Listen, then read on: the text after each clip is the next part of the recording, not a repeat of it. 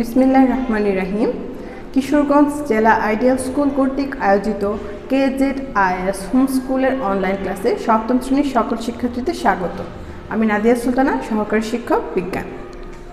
আজকে তোমাদের বিজ্ঞান বিষয়ের দ্বিতীয় অধ্যায়ের ক্লাস। দ্বিতীয় অধ্যায় উদ্ভিদ ও প্রাণীর কোষীয় সংগঠন নিয়ে আমরা আলোচনা করছি। আজকে আমরা উদ্ভিদ টিস্যুর বৈশিষ্ট্য ও কাজ সম্পর্কে জানব। আজকের আলোচনার বিষয় উদ্ভিদ টিস্যুর বৈশিষ্ট্য ও কাজ। তোমরা সবাই তোমাদের বই খুলো, বইয়ের পৃষ্ঠা নং 14 খুলো এবং খাতা কলম নিয়ে বসো, মনোযোগ সহকারে ক্লাসটি দেখো।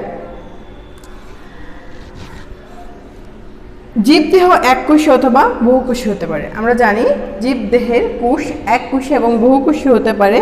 যেসব জীবের দেহে একটি কোষ দ্বারা গঠিত তাদেরকে আমরা বলি এককোষী, এবং যাদের অনেকগুলো কোষ থাকে তাদেরকে আমরা বলি বহুকোষী।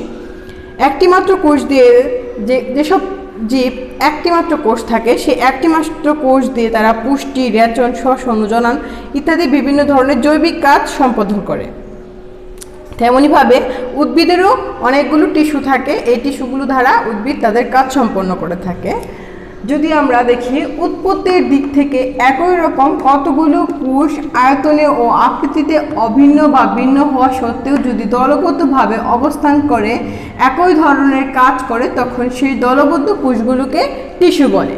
উদ্ভিদের উৎপত্তির দিক থেকে যদি কিছু একই রকম কতগুলো কোষ যদি একই রকমের অনেকগুলো কোষ আয়তনে ও আকৃতিতে অভিন্ন বা ভিন্ন হওয়া সত্ত্বেও, অর্থাৎ একই বা ভিন্ন হওয়া সত্ত্বেও যদি এই কোষগুলো দলবদ্ধভাবে অবস্থান করে, একসাথে দলভাবে অবস্থান করে এবং প্রায় একই ধরনের কাজ সম্পন্ন করে, তখন সেই দলবদ্ধ কোষগুলোকে একত্রে বলা হয় টিস্যু।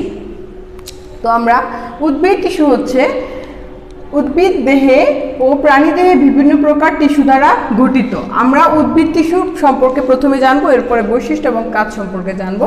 তাহলে টিস্যু আমরা বুঝলাম। এখন উদ্ভিদ টিস্যু হচ্ছে উদ্ভিদ দেহ ও প্রাণী দেহ বিভিন্ন প্রকার টিস্যু দ্বারা গঠিত হয়। এক এক ধরনের টিস্যু এক এক ধরনের কাজ সম্পন্ন করে। এই উদ্ভিদ দেহে বা প্রাণী দেহে যে টিস্যুগুলো থাকে, সেই এক এক ধরনের টিস্যু এক এক ধরনের কাজ সম্পন্ন করে। বিভাজন ক্ষমতা অনুসারে টিস্যু প্রধানত দুই রকমের হয়। বিভাজন অর্থাৎ ভাঙার ক্ষমতা অনুসারে টিস্যু প্রধানত দুই প্রকার হয়। একটা হচ্ছে ভাজক টিস্যু এবং অন্যটি হচ্ছে স্থায়ী টিস্যু। বিভাজন ক্ষমতা অনুসারে টিস্যু দুই ধরনের, ভাজক টিস্যু, স্থায়ী টিস্যু। ভাজক টিস্যু হচ্ছে উদ্ভিদের দেহে যেসব টিস্যুর কোষের বিভাজন ক্ষমতা রয়েছে সেগুলোকে ভাজক টিস্যু বলা হয়। উদ্ভিদের দেহে যে সকল টিস্যুর বিভাজন ক্ষমতা থাকে সেই টিস্যুগুলোকে আমরা বলি ভাজক টিস্যু। ভাজক টিস্যু কোথায় কোথায় পাওয়া যায়? ভাজক টিস্যু উদ্ভিদের বর্ধনশীল অঙ্গে অবস্থান করে। ভাজক টিস্যু উদ্ভিদের যে জায়গাটা বর্ধনশীল সেই সব অঙ্গে অবস্থান করে। বিশেষ করে কাণ্ড ও মূলের অগ্রভাগে ভাজক টিস্যু অবস্থান করে। ভাজক টিস্যুর কাজ।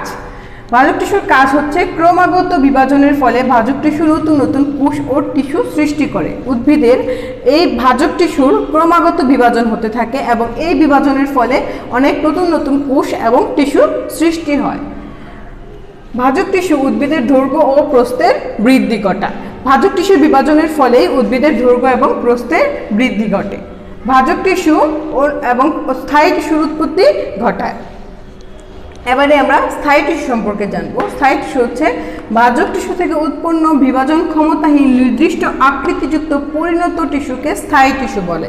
আমরা জানলাম ভাজক টিস্যু হচ্ছে যে টিস্যুর বিভাজন ক্ষমতা রয়েছে, কিন্তু স্থায়ী টিস্যু হচ্ছে ভাজক টিস্যু থেকে যেই টিস্যুগুলো উৎপন্ন হয় এবং যাদের বিভাজন ক্ষমতা নেই এবং আকৃতি নির্দিষ্ট থাকে, সেই পরিণত টিস্যুগুলোকে বলা হয় স্থায়ী টিস্যু। উদ্ভিদের প্রায় সর্বত্র স্থায়ী টিস্যু দেখা যায়। ভাজক টিস্যু যেমন উদ্ভিদের বর্ধনশীল অঙ্গে দেখা যায়, সেরকমভাবে স্থায়ী টিস্যু উদ্ভিদের প্রায় সব অঙ্গেই দেখা যায়। স্থায়ী টিস্যুর কাজ হচ্ছে খাদ্য প্রস্তুত ও পরিবহন করা। উদ্ভিদের খাদ্য প্রস্তুত করা এবং উদ্ভিদের বিভিন্ন অঙ্গে খাদ্য পরিবহন করা হচ্ছে স্থায়ী টিস্যুর কাজ। স্থায়ী টিস্যু দেহ গঠন ও উদ্ভিদকে দৃঢ়তা প্রদান করে থাকে। এখন আমরা উদ্ভিদ টিস্যু এবং স্থায়ী টিস্যুর কাজ সম্পর্কে জানলাম, ভাজক টিস্যু এবং স্থায়ী টিস্যুর কাজ সম্পর্কে জানলাম। এগুলো হচ্ছে উদ্ভিদ টিস্যুর কাজ। এখন আমরা প্রাণী টিস্যুর বৈশিষ্ট্য ও কাজ সম্পর্কে জানব। বহুকোষী প্রাণীতে অনেকগুলো কোষ যখন কোনো নির্দিষ্ট কাজ করে, তখন ওই কোষগুলোকে একত্রে টিস্যু বা কলা বলা হয়। আমি তোমাদেরকে প্রথমেই বলেছি উদ্ভিদ দেহ এককোষী বা বহুকোষী হতে পারে। তবে যখন বহুকোষী প্রাণীতে অনেকগুলো কোষ যখন নির্দিষ্ট কোনো একটা কাজ করে, অর্থাৎ একটা নির্দিষ্ট কাজ করে, তখন ওই একত্রে কোষগুলোকে বলা হয় টিস্যু বা কলা। এসব কোষের উদ্দেশ্য এক হলে এদের আকার ও আয়তন ও গঠন ভিন্ন হতে পারে। এই যে বহুকোষী টিস্যুর বৈশিষ্ট্য, এদের আকার ও আয়তন কি হতে পারে? ভিন্ন হতে পারে। এটা নির্ভর করে টিস্যু ও কোষের কাজের ধরনের উপর।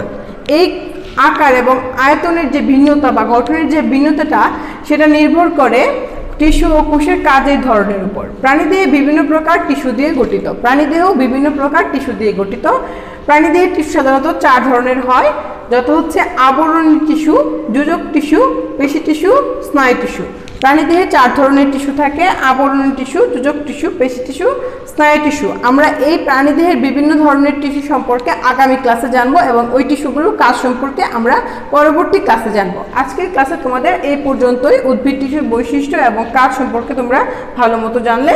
তোমাদের বাড়ির কাজ হচ্ছে ভাজক ও স্থায়ী টিস্যুর কাজ তোমরা তোমাদের বাড়ির কাজের খাতায় সুন্দরভাবে লিখে শনিবার দিন স্কুলে জমা দিয়ে যাবে। ধন্যবাদ সবাইকে, ভালো থাকবে সবাই।